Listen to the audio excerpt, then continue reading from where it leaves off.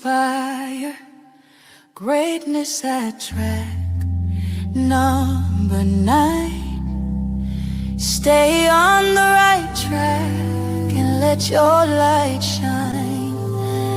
Step by step, reach for what's true. Track number 9, your greatness is waiting for you.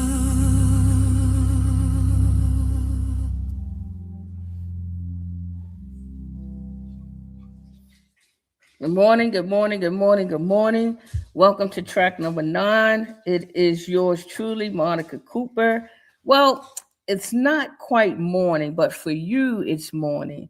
This is a pre-recorded show, and thank God for technology because I am able to be in 2 places at one time. This morning, I'm able to be on your cell phone. I'm able to be in your living room. I'm able to travel with you while you go get your Starbucks coffee.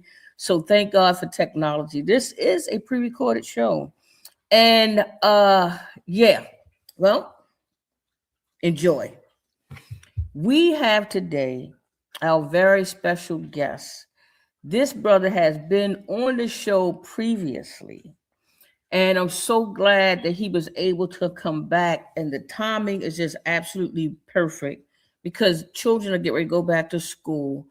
And it's really important time of year as to how are we going to get our kids on the right track and keep them on the right track throughout the school year.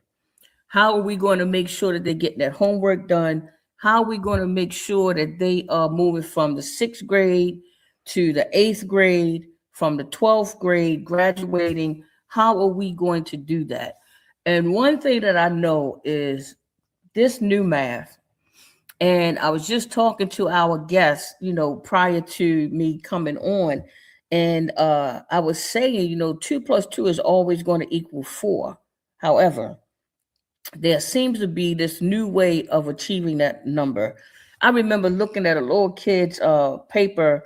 I was working for recreation parks at the time, and they had a school program, an after school program, and the kids would come out in Cherry Hill, and the kids would come. We would give them, little food, little snacks and stuff. And before they were able to go and swim, and before they were able to go and play and have some fun, they had to do their homework. Man, I was so challenged. I was looking at that little baby math. I say, Lord, I don't know where this kid get this math from. But it was difficult for me. I was like, man, I need some help with this myself. And I think that's where we find ourselves at in a lot of households, is that the children are bringing homework home that the people in house are not able to really help them with their homework. So they're going to school, the homework's not done, and they don't understand. And it's that's not making it any easier that that a lot of people are challenged with math. That's not one of my best subjects. I don't really care for math. In fact, when I was in school, statistics was the only class that I actually had to repeat. I've done well in school. I had a great GPA. I'm in a Phi Theta Kappa Honor Society for my GPA, and I'm proud of that. But math has always been a challenge to me. And when I ran across this brother's work, on Facebook, just on Facebook looking, I was like, man, I'm just so impressed with him. Every time, I just told him, every time I see him on a YouTube interview or wherever I see him at, I keep a pen because I love what he teaches. He teaches so much all in one. And I learn a lot. So without further ado, I want to introduce a returning guest, our dear brother, Professor Akil Parker. Can you please bring him in the studio? Man, I guess I'm fangirling again. Every time I see you, bro, I'm gonna tell you, I just smile. I'm just always so happy and so grateful that we have a young brother, a brother that actually get it and understand the importance of educating our children and the sacrifice you make, the volunteerism that you make, and the study that you put into it so that you can be able to really pass that on to our children. And not only that, I'm fortunate that you also teach adults. Hmm. I'm fortunate that you have tutoring classes that a person can spend a few dollars and get one-on-one tutoring, even as a group. I'm happy that you have online classes where people be like, all right, you put up 20, you put up 20, you put up 20. Let's pay this brother for his time and let's get online and let's learn this math because it's important. It helps us to be able to budget our money. It helps us to be able to go and buy a car. Man, listen, I know this girl, I ain't even gonna call her name. She has a car note that is daggone near $700. Mm. I know people with car notes that's $800. And it's because when they get the fast talking you and they say, well, yeah, you know what, well, 11%. And then your mind be like, well, 11% don't sound like that much. And then when you look at it, you're like, damn, I just bought two cars. I ended up buying a 2018 Chevy Trax, a little gray car out Owens Mills. A brother named Jerome, my sister was familiar with and bought, a card from me and whatnot. And when I went in there, and by the time he got off the phone, he says, well, and this was in 2019, he says, we're going to charge you a 4% interest rate. I got it down. In my mind, I say, man, let me sign these damn papers before they change their mind. I got on the phone. I say, hey, I'm going to hurry up and sign these papers. 4% interest rate. I thought they made a mistake. I say, well, shit. If they find out, I'm going to be down the road. They're going to have to call me back. 4% interest rate was just solo, and I understood that. So I Yeah, hurry up and signed the papers. I was like, man, and I got them keys and got the hell up out of there before they changed their mind and say, well, yeah, no, this people that really should have been 8, 9%. But it is important to know math because definitely. it solves a lot of your problems. I mean, it is everywhere that you look. Math is everywhere. Before I go on and on and on, even though you Yeah, were here before, tell yeah. us a little about yourself, what you do, and what brings you to this point of in your journey. Well, first I like to say I'm glad to be back as a frequent flyer of Peace. track number 9. And I'm a brother that has been a math educator for the past 21 years in different capacities. Started out as a high school mathematics teacher, taught every high school math course. I did most of my teaching in Philly, different charter schools and some traditional public schools in Philly. I've also been an adjunct professor at LaSalle University and also at Cheney University.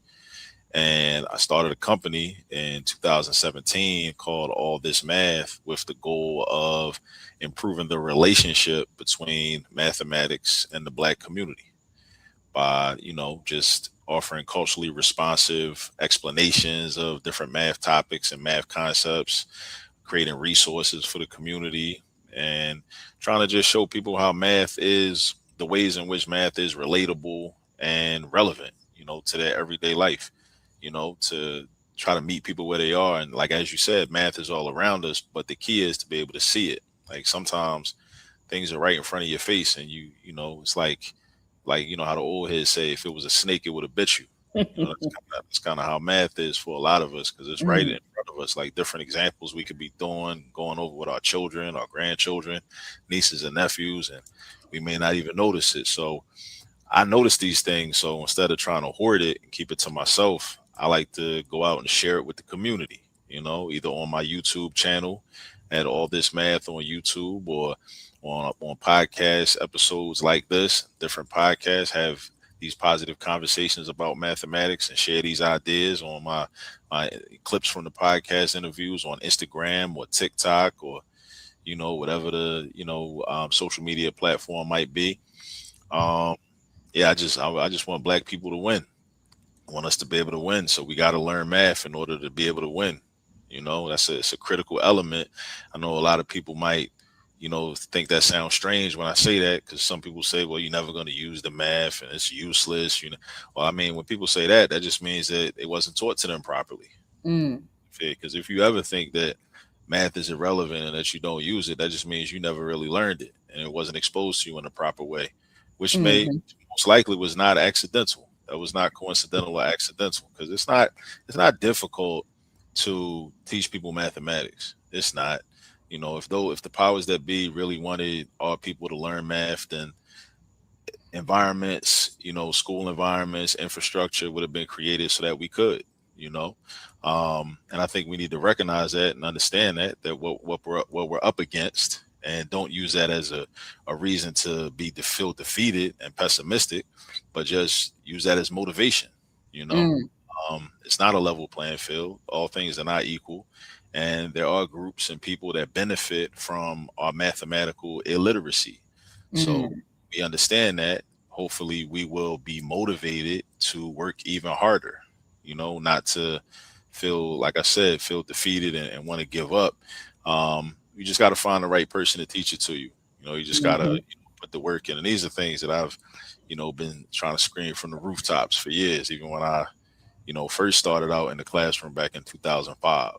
I've been saying these things, and I'm just trying to say them trying to amplify these messages, so we can finally, as a collective, become more comfortable with math and run towards it. The same way a lot of us run towards basketball, or we run towards football, or we run towards rap music, or R&B music, or comedy, or just different things that we're traditionally have been more comfortable with, or things that the mainstream media promotes to us that we should be comfortable with. I'm trying to make us comfortable with algebra, comfortable with pre-calculus, comfortable with calculus, comfortable with stats, so we can have more media literacy as a result, so we can have more political awareness and political mhm. literacy, and even like economic and financial literacy, so we can make better choices. And actually, when I speaking of financial literacy, what I always like to say is I think I take a different approach to financial literacy than a lot of people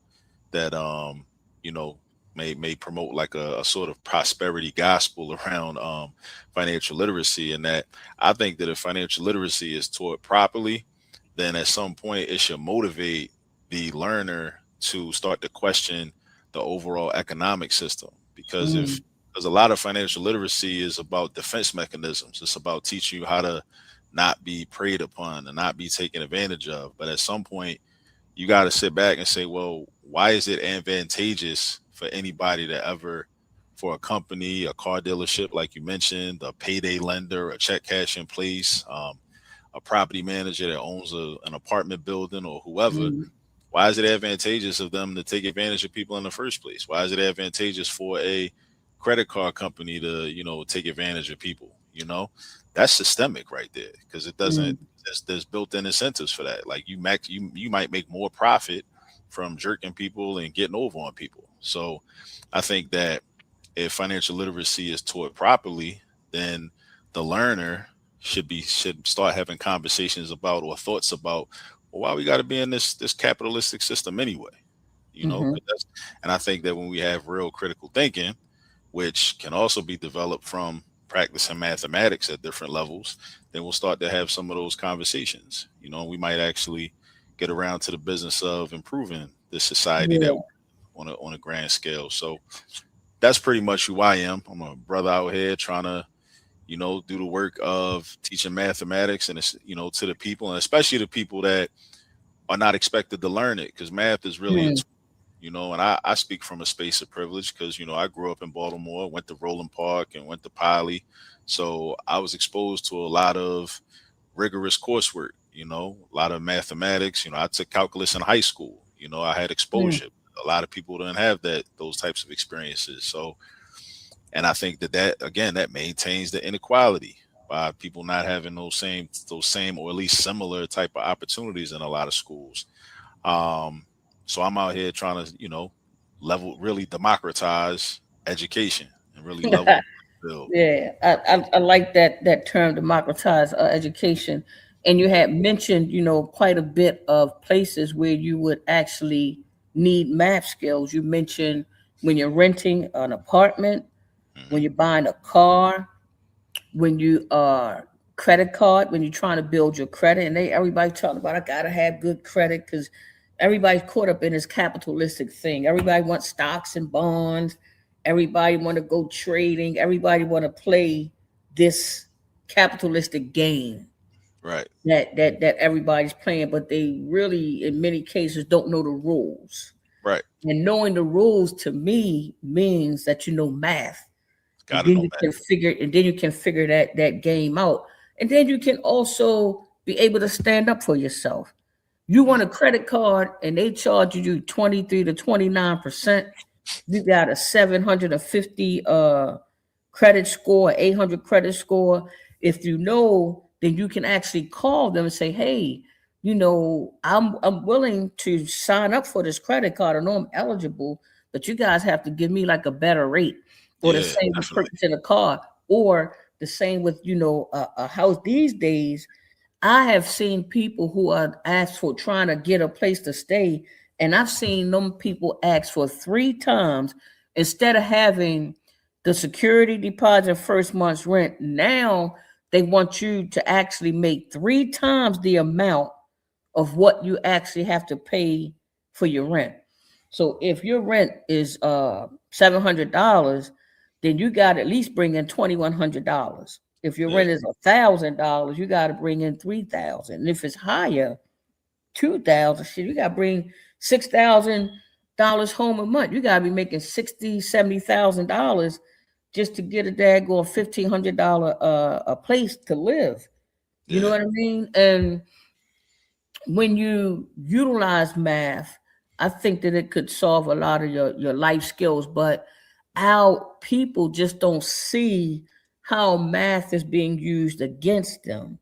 Hmm. One of the things that I want to say, because you have mentioned also a book, I want to toss that out there to the viewers, that a guy named Jawanza Kunjufu, we had talked about that before, have Yeah. this book called Countering the Conspiracy to Destroy Black Boys. Right. Right. Countering the Conspiracy to Destroy Black Boys. And he's got all kinds of information in there. And believe it or not, me and my father, God rest his soul, had discussed this book when I was like probably like 12. My man was an interesting guy, man. He would discuss Sigmund Freud with me and Pavlov and operant conditioning, Mm. classical conditioning. And I just went on Lanvaux Street to get some damn change for a daggone snowball. I'm like, Dad, come on, man. He worked down Sparrows Point and he would get paid on Tuesday. I knew what his payday was. I would always go to 1500 block of Lanvaux Street, right across from Holland Park. He used to live over top of this restaurant called Toy Sons, little Chinese joint, right? But I used to always go around there, and he would sometimes just sit me down and just talk to me about how important chess was, and talk to me about these things. And later on in life, when got into college, I did pretty well because I was already up on sociology. I was already up on psychology. I had already heard about these the Sigmund Freuds that are called young. I had already heard about these therapists, psychologists, or whatever, which was kind of crazy. I was in my mind, I was like, man, I'm 12 years old. I don't know these damn people head. But my father, man, he was a good dude. He was But planting I the was, seed. huh? He was planting the seed. Yes, indeed. And I certainly appreciate that because education is important. But one of the things that Jawanza Kunjufu had talked about was how people do math, like and some other scholars, how they do math to do statistics and say that in 20 years, we should be able to build 10 prisons Mm. because if they can't read by the time they're 5 years old, then the chances are statistically that they're going to end up in prison. And I think that that's one of the things that we have got to get in our heads when it comes to education. If we do not make sure that our children are educated, then the correlation between juvenile delinquency, the correlation of eventually growing up and ending up in prison, it increases.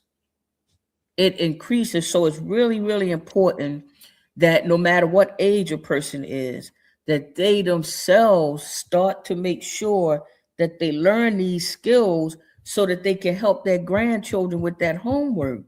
Definitely. If they Definitely. taking care of a niece, a nephew, because the mother, she passed away, the dad in prison, but now you the guardian.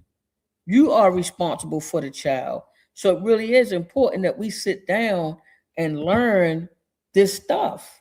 It really is. So I'm hoping that folks are listening, and I'm hoping that people will get in touch with you because we're entering the school year. Yeah, We are entering the school year, so and we don't have no time to waste. none, As soon as them none. children go back in August, we got to hit the ground running. They get Yeah, their little haircuts when they look all cute. They be going to school with their fresh clothes and stuff. They got brand new book bags and stuff. And we really got to make sure that when they get out of school, we are helping them with their homework, making sure that homework is done. Because they'll start off good, looking fresh. And next thing you know, the kid is out in the street doing this, doing that. We seeing him on the news. yeah. So It's gotta be an inside outside game. Like, they look good on mm, the outside, but we got to make sure the inside looks good too. So that when the inside looks good, you're healthy, and you're educated. So yeah, definitely. We have to do it, and I think we also have to reorient ourselves to public school, charter school, even private schools, where schools become secondary educators and not primary educators. I think mm, as a community, parents, because people always will say, it's very popular to say, it starts in the home, but a lot of the people that are saying it's supposed to start in the home are not out there in the trenches educating people on what that looks mhm, like. And it's not mhm, going to look the same way in every household, based mhm, on people's work schedules, based on people's educational background, based on people's patience level, or their own level of engagement and feelings about academics. So, but we still have to show people, like, okay, this is what you can do with your children. And I know a lot of people adopt this attitude that, oh, well, you should just know, you're supposed to just know. Well, I would even argue that a lot of them people that are saying that other people should just know, they might not even really know. mm, They might not really be able to be the primary educators of their children. hmm, But we have to, as a community, become the primary educators, not only of our own biological children, but of other children in the community. We got to figure out how to do that. A lot of the work that I do is, it centers around educating parents. It's like training the trainer, because I want for parents to be able to help with, math homework. My ambitious goal is, as long as your child lives under your roof, that you be able to help them with their math homework. So what does mm. that mean? I mean, if your child is in 12th grade taking trigonometry, then you should be able to sit down and bust out that work on them sine waves and cosine waves, and get into all of that. If your child's taking calculus in 12th grade, if they're fortunate enough to take calculus in 12th grade, then they living under your roof. I want for you to be able to help them with, find them derivatives and find them definite and indefinite integrals. But you Mm, got to be taught. Somebody's got to teach you that. mhm, Maybe you go do something autodidactic and do some self study online or with some books. But I think we got to create, like, the paradigm where that becomes a thing that we do. Like, as a community, there's a lot of things that we do. Like, we get together for the prom send-offs, we get together for the baby showers, get together for the mm, birthday parties at mm, Chuck E. Cheese or the fun zones or wherever, get together for Thanksgiving, and that's cool. Nothing, I'm not against all of that, but I'm saying, just as we do those things, we mhm, should be getting together to, just learn algebra, just, mm, study algebra one. hmm. We have game nights. We should have nights where we just practice some Yeah, math. Just mathletes. Yeah, you had the math. mathlete contest. You know what I'm saying? The same Yeah, way they hoop, and then you can be a mathlete. You can build exactly. this. I love that. I love that idea Yeah. of And all it takes is marketing. Like, it's like, there's such a great opportunity for it, because it's not being done.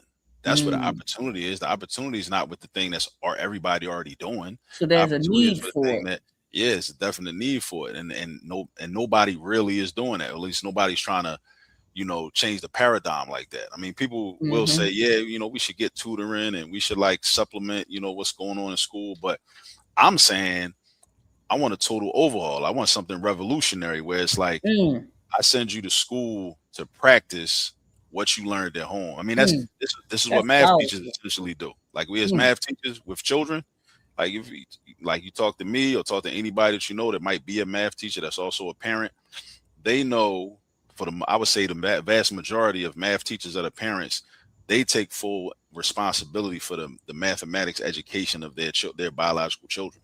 So when their children go to school, they have an expectation that you're just practicing the things that I've already showed you. Mm. You have a different relationship with school. And what I'm saying is everybody could have that relationship with school. But that's just something we got to create in the black community. We got to make it so that like the parents, the moms, the dads, the grandparents, the uncles, the aunties, we got to educate them because a lot of the adults were once upon a time children that Mm. have what we call unfinished learning. Mm. Mm.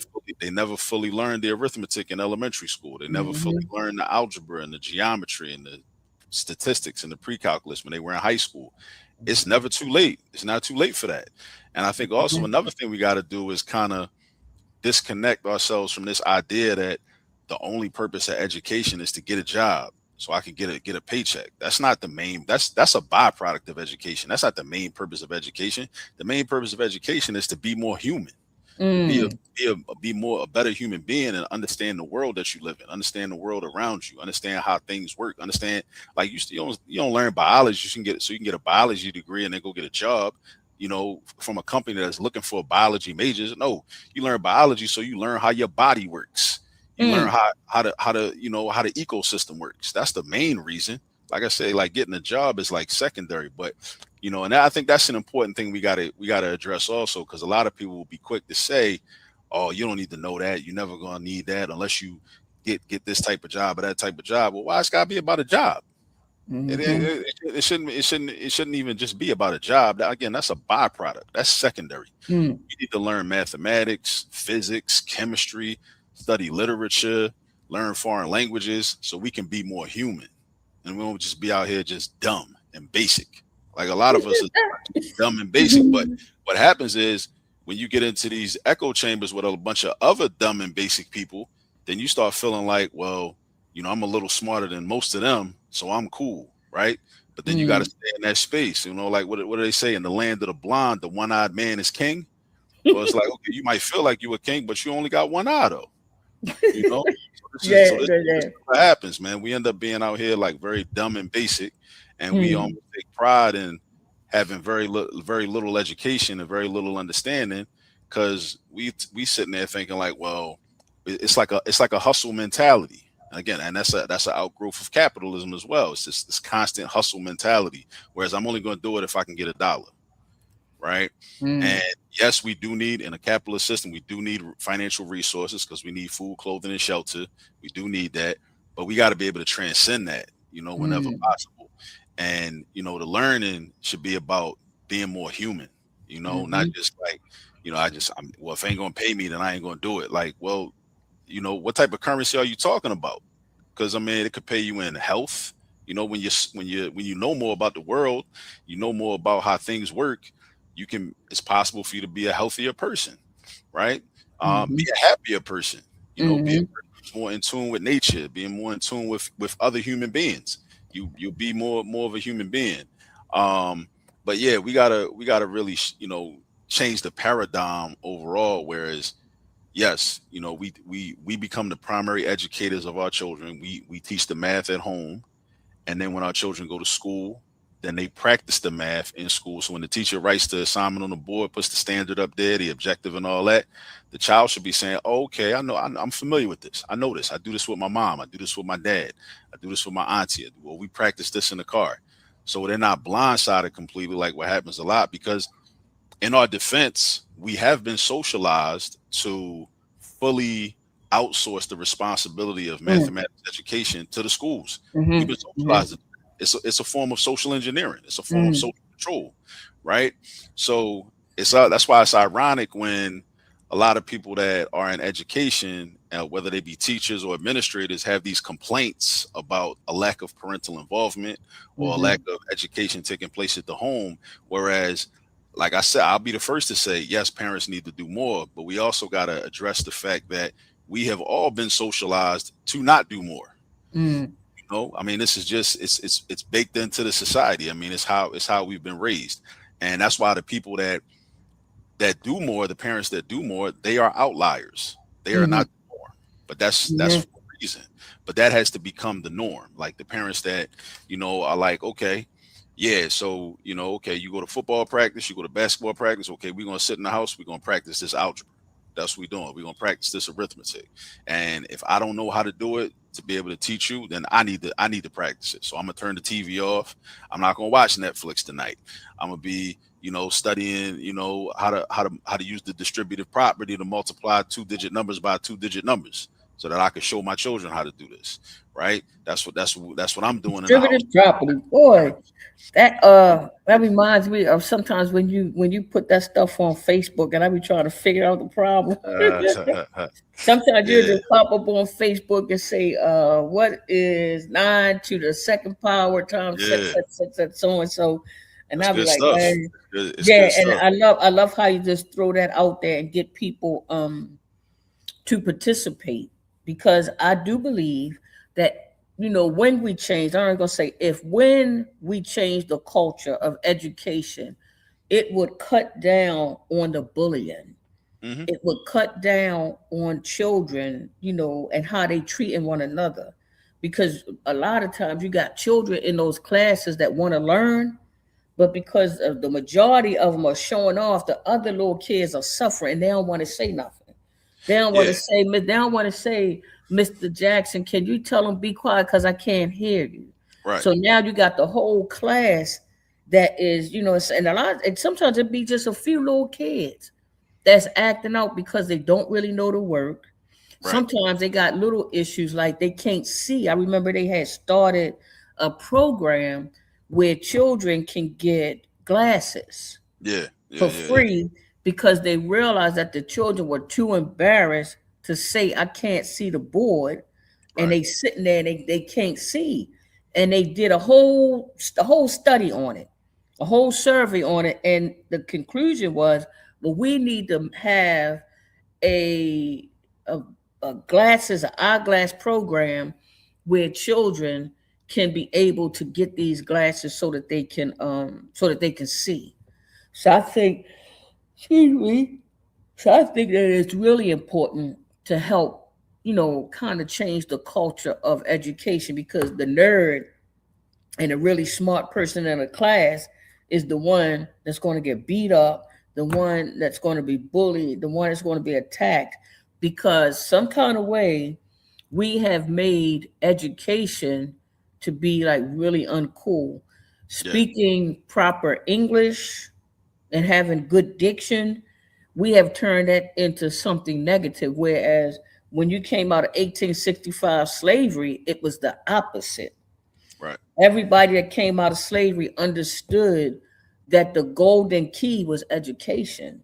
A lot of people had got on Oprah Winfrey when she, decided that she was going to take her idea and build a school in Africa. And the lady simply said, when I talk to children in the Chicago schools and when I talk to them and say, so what is it that you want? If you have anything in the world, what is it that you want?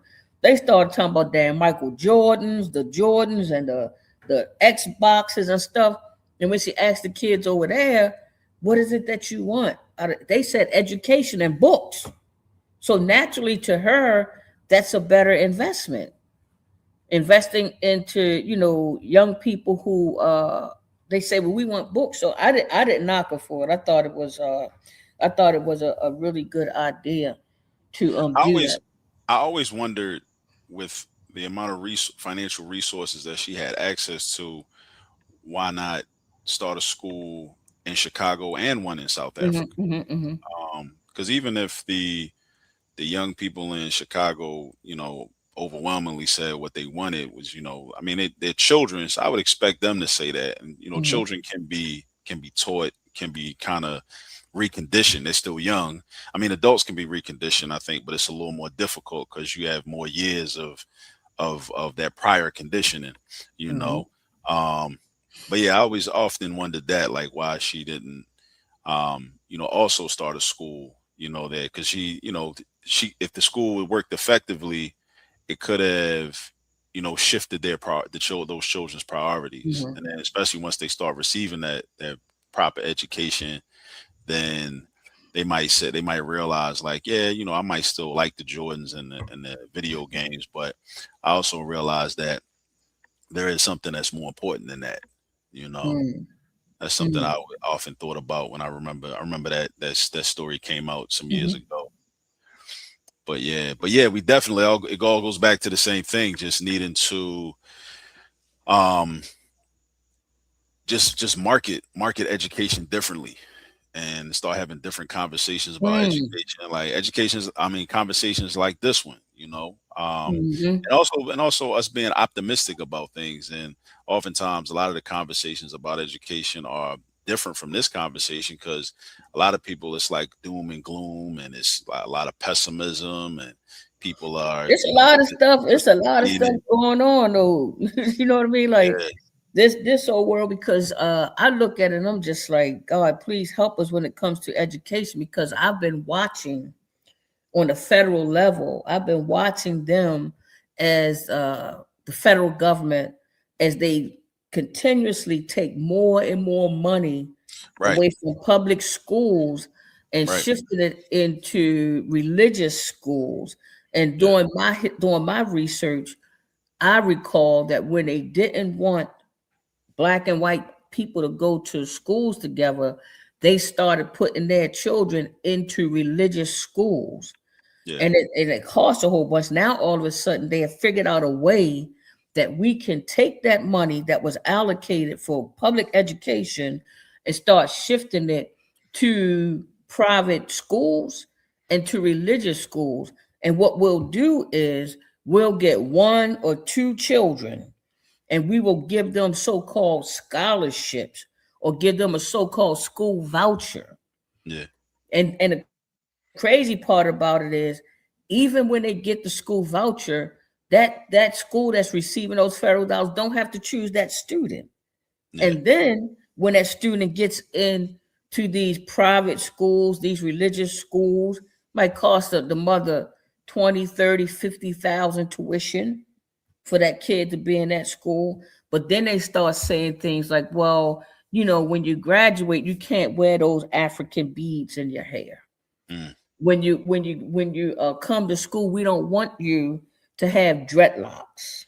hmm, When you come to school, we don't want you to wear that African attire. right, You know what I'm right, saying? It's like they take and strip everything from these little black kids of what is known and turn them, and they come up with a Eurocentric mindset, and it's crazy. I just don't understand it. And I ain't even gonna call her name. She might be watching, but I had mentioned it before that a good friend of mine, we had this conversation about her beautiful little child, and she was like, I got to do what is good for my child. And hmm, I understood that she wanted to make sure that she applied for these vouchers. She wanted to make sure that she get into those good schools. But unfortunately, what happened was the child was constantly being ridiculed and harassed by the teachers, hmm, constantly putting it down, constantly, you know what I'm saying? We put our kids in these spaces where they not really wanted. We right, want them to have right, this good education. And you look in the school, you're like, damn, it's 10 black kids in the school, which in a God-fearing world should never be wrong with that. yeah, If it was vice versa, you know what I'm saying? 10, 100 kids and 10 white kids, that shouldn't matter when we teaching, how to treat human beings and teaching decency. But unfortunately, there are some people out here that are not decent, yeah, and when you send your kids to those institutions, you mess them up. I've heard stories like adults, people in their 40s or 50s, talk about what it was like being the only black child in this school, or being the only child of color, Hispanic or whatever, in this school. You know what I mean? yeah, And if people, Malcolm X said, if they won't treat you right, they ain't gonna teach you right. yeah, yeah, So you can't expect, like Jawanza Kunjufu says, like, when are these little black boys going to see a black male role model look like them, have more black teachers, more black male teachers in the system, so that they can see yeah, somebody that look like them? It makes a difference. And then the communication between a child and who they're willing to trust when they have something that they want to tell an adult. Yeah, and No, that's a ideal goal. And I know of people that are doing the work to like do just that, like increase the number of black male teachers in it's good. schools. However, what I say is, well, my approach is just, we can't wait for the schools. So, and I That's think, and what's it's up. going to be in either path is going to be difficult. Like trying to Mm-hmm. increase the number of black male teachers in the classrooms, that's going to be difficult, and that's fine. But it's also going to be difficult to just teach brothers around the way. Hmm. The uncles and the fathers and the grandfathers, Mm-hmm. around the way. And what I say That's is, even we better. we might get more so-called bang for our buck by just teaching the brothers around the way and saying, Mm. look, I could show you. I know how to do pre-calculus. I can show you pre-calculus and show you how to explain it to some other young brothers in the community. So if we start doing that, then it's like, all right, well, yeah, you might go to us. Then these young brothers, they learning pre-calculus from you in the neighborhood and in the community, right? Just like our young brothers learn from the old heads and the elders in the community already as it is. They just are not learning Mm-hmm. pre-calculus from them. They're not Mm. learning trigonometry from them. They're not learning algebra 1 and geometry from them. But if we teach Mm-hmm. those brothers that are already teachers, because they're already teaching, the, Mm-hmm. the, the young brothers already are looking up to them. They are like built in, fixtures as role models in the community already. Mm. So the position is there. They just don't have the content that they need. So then if they do have that content, they understand these math subjects, and then we're teaching them these math subjects, and then they teaching the young brothers that already look up to them anyway.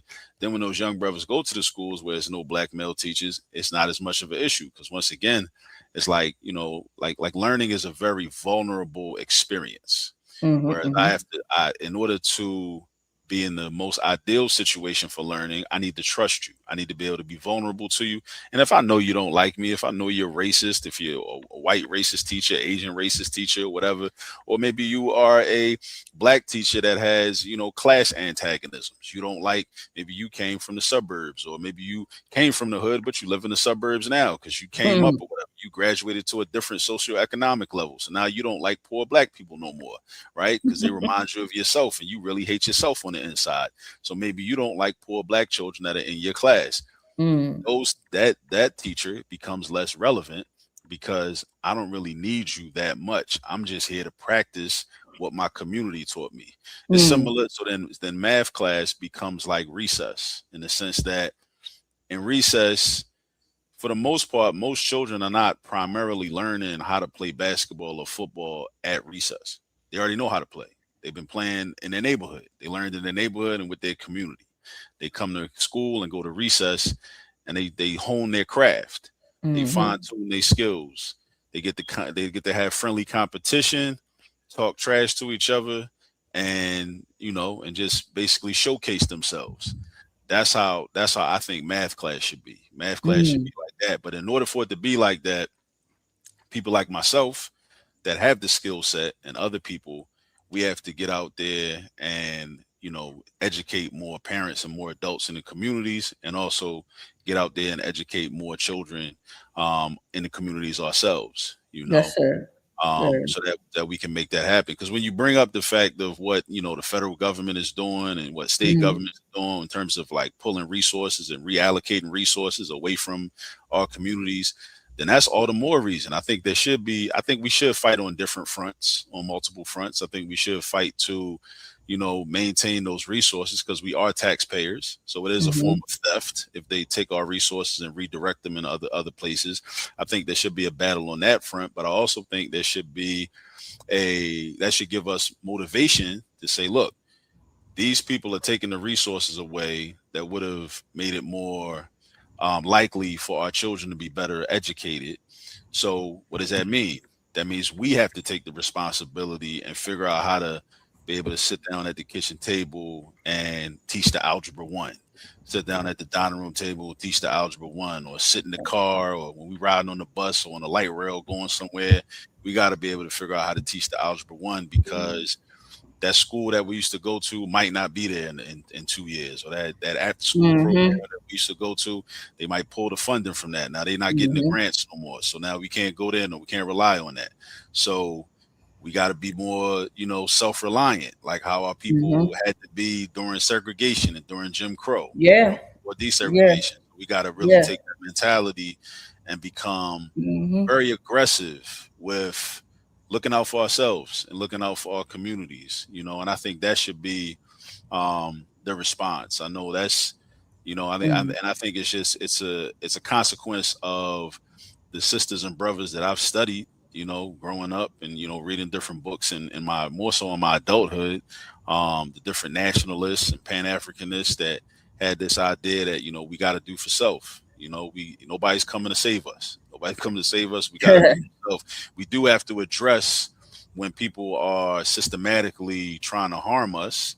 And I do want to mention this because I've been going to war with some people that I think are not very intelligent on Instagram over a post that I was of a clip of me talking about the value of Algebra 1 recently. And people kept throwing around this idea of like victim mentality and, you know, excuses and, all this type of stuff. And I was doing some analysis and I realized where this comes from. Um, I think that what people are not realizing is, or what I realized, that people are not problem solvers. Because if you're Mm. a problem solver, you cannot solve a problem without first identifying the culprit and the source of the problem. Mm. But, and this is something that Dr. Bobby Wright talked about back in the 1970s. He talked about how the white power structure or Western society has this protective mechanism in place where whatever happens, you're not supposed to blame anything, right? We get taught this, we get socialized this way. It's like, oh, it's never anybody else's fault. Like, so therefore you just can't be a victim. Yes, the hell you can be a victim. Sometimes there are always perpetrators and victims. Now, there is a difference between the person that says, I'm a victim of racism, I'm a victim of white supremacy theory, I'm a victim of, segregation and discrimination. And because of that, I'm just going to sit here and do nothing. Mm. Right? That's one type of person. There's another person that says, well, let me first assess the problem and recognize, yes, I am a victim of racism, white supremacy, segregation, discrimination. But that just lets me know what I'm up against, because we're going to battle and I'm going to succeed and my community is going to succeed. But I just need to know what I'm up against. And you can't adequately solve a problem without first adequately identifying the cause of the problem. Mm. And also, the Latin phrase cui bono comes into mind, who benefits or Cui for, bono? yeah, cui bono, CUI bono. It means for the good of whom, right? Because a Mm. lot of times when we identify a problem, we only look at who the victim is. We only look at who is being harmed by the problem. We often don't look at who's benefiting from the problem. Because when you start to look at who benefits from the problem, now you might get to the bottom of something. Because in order to stop a problem, you really got to remove the benefit.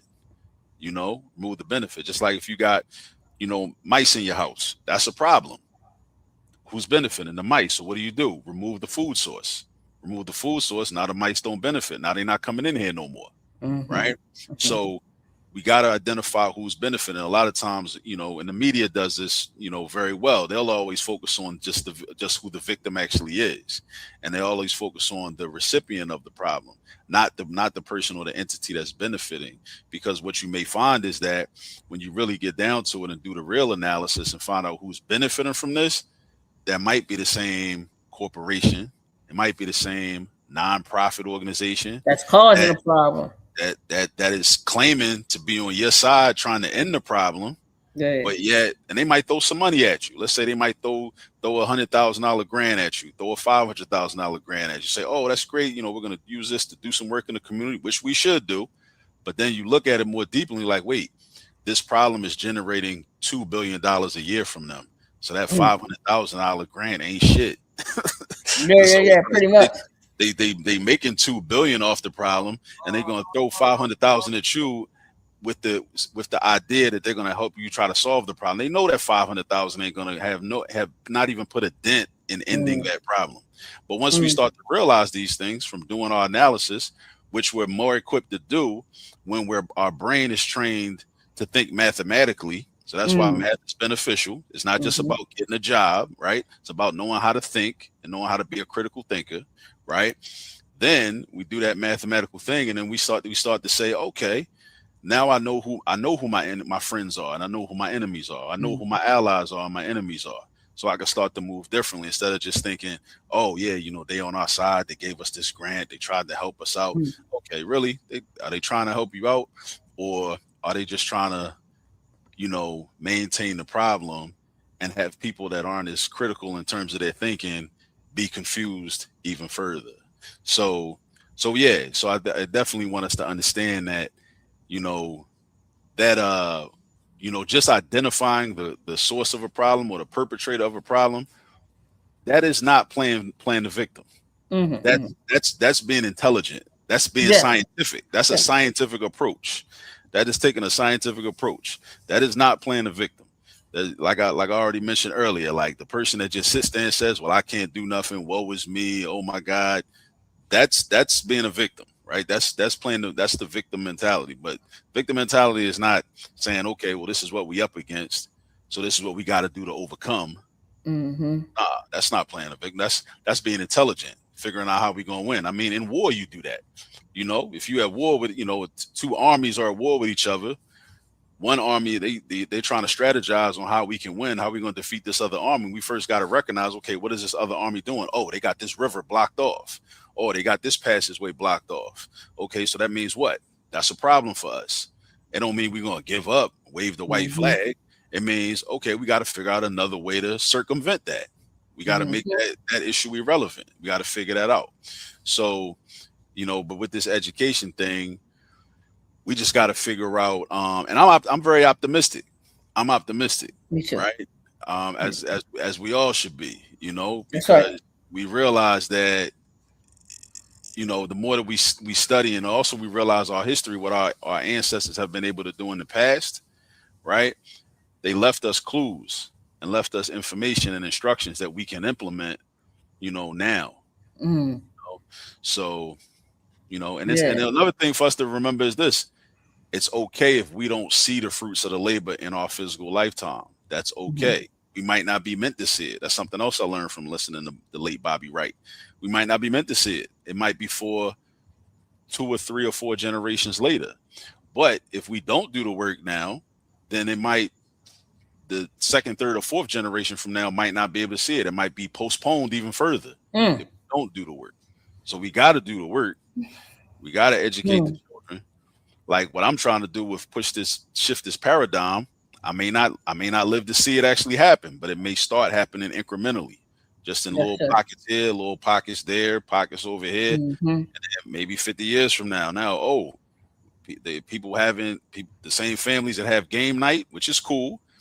They got game night, but they also having algebra 1 nights. People come together and do multiplication problems. Maybe having competitions like at elementary school. We run it through multiplication facts. So you're going to finish first. Maybe we give out little prizes or whatever, right? Maybe that becomes the priority, So different things like that, that we can do right now, and that don't even cost a lot of money. Yeah. But But it's I a know I am. process shift. I know I'm reminded of a guy that comes on Facebook, and he's got first graders, second graders, third graders, and he has them doing medical procedures. Oh, Marcus Klein out in Marcus Chicago. Klein, Yeah. man, listen. Good When brother. Yeah. he asked that little baby was like in the third grade, and he asked him what type of surgery performer today. He told him the surgery. He said, "Well, what type of tools you need?" He said, "I need a scalpel. I need this. I needed that." He said, "Explain to us what this appendectomy is." I can barely pronounce the damn word. And the baby broke that thing down, and I mean better than any doctor. Right. Better And that's than a any standard. doctor, to know the tools, to know how the procedure go, to know what the procedure is. It's as if this third grader went through med school. And Yeah. that just made me so encouraged that we have the ability to be able to teach neuroscience to children Yeah. right now. Let me Because the also only thing we're doing is just what you said, is that school is secondary educator. I love that. I wrote that down, man. I'm putting that on a sweatshirt, and I'm going to put all this math on there with the hashtag. I'm going to put all your information on there so that people can come to your page. But you said that public schools are, like they secondary. Your need to be first secondary. educators come from home. And I think that's one of the reasons why I, continue to stay on the path no matter what I've done. I done showed off, man. In fact, I give you an example of one time when I was behind the wall, or as they say, I was a captive audience, if you will. Mm-hmm. I was 912-878. But I was had a job working, I think I was working in like maintenance or whatever, and we was cleaning up something, and we had this bottle of disinfectant that they gave us. And when you in the joint, man, if that bottle is this big and you supposed to get 8 servings out that bad boy, you better take that cap. One cap to per every gallon, Yeah. because they check the supplies, and you yourself know that stuff gotta last. So if they say put one cap of Fabuloso in 8 gallons of water, that's what you better do so that you can get out of it and yield what it is. And that was one of the first times it dawned on me how important math is, even just around your house. So if I spend $5.39 on a bottle of Fabuloso, I can predict how long it's going to last according to amount of times I'm going to mop this floor and according to those servings in there. And it made me, when I was 912-878, it made me think about business And you and see, like, how the knowledge I have from the streets, because I already know. Listen, those are my old days, guys. But I already know if I got me an ounce, I already know how much it weigh, how much I'm going to put in there, how much I'm going to get back off of it. So even when you get a product, if you're selling body oils, incense, the math that we already have in our head goes into that, and you really can have a come up. yeah, and see, that's the thing right there, right? So that's one of the ways that we can win and that we Mm-hmm. will win. When you were talking about Fabuloso, you're talking about one cap per every 8 gallons of water. That's ratios and proportions. Mm-hmm. This is something that our children in Baltimore will be, well, all across the country, they're going to be testing on it. But in Baltimore, it used to be called the MCAT. Starting this year, it's called the M Star. So the standardized test, the name changed from MCAT to M Or Star. the M Star. M Star, Maryland System of Testing and Academic Readiness. Maryland Mm-hmm. System of Testing and Academic Readiness, the M Star. Mm-hmm. They're gonna be tested on that, on ratios and proportions. But dig this though. So when we in the house as parents, and that's another thing I want to get at with, like, because a lot of parents will be intimidated, a lot of grandparents, uncles, aunts. When I say we got to become the ones to educate, first thing that happens is that fear kicks in. That fear Mm-hmm. kicks in. They're like, oh, I can't do that. But I'm gonna tell you the things you already doing. You mopping the floor anyway. You got to figure that out. Okay, how much Fabuloso do I put in there? How much Pond Salt do I put in the bucket? Whatever. That's a ratio and proportion. If we're just having conversations like that with our young people and getting them accustomed to just thinking mathematically on a regular basis and in an organic way, when Mm-hmm. it come time for them to go to school and see Mm-hmm. those problems on their Chromebooks or on the board, they'll already be familiar. And that's what it looks like when we say it starts at home. When you're cooking, we talking about adding the fractions and subtracting the fractions, combining mixed numbers with different fractions. When we cooking, when we are cleaning, when we are, doing different things in the car, right? We're already doing the calculations because the math is already around us. It's just our job to better recognize it. It's Mm-hmm. there. It's already there. It's in there like Prego. We just don't recognize it. We just got to do a better job of recognizing it. And that's what I do for the community. I'm trying to, like, let y'all know, like, look, like my book, How to Use All This Math Volume 1. All that is I identified everyday activities that the typical person do. And I say, look, when you're doing this a whole algebra lesson. I bet you ain't even Mm-hmm. know that. This a whole Mm-hmm. arithmetic lesson. You ain't even know that. Every time you go spend some money, you get a receipt. That receipt is like a math textbook. That's what that receipt is. Every receipt you get is a math textbook. We can do addition, subtraction. We can calculate percentages. We can do all types of stuff, right? With just a receipt. And the receipt is free.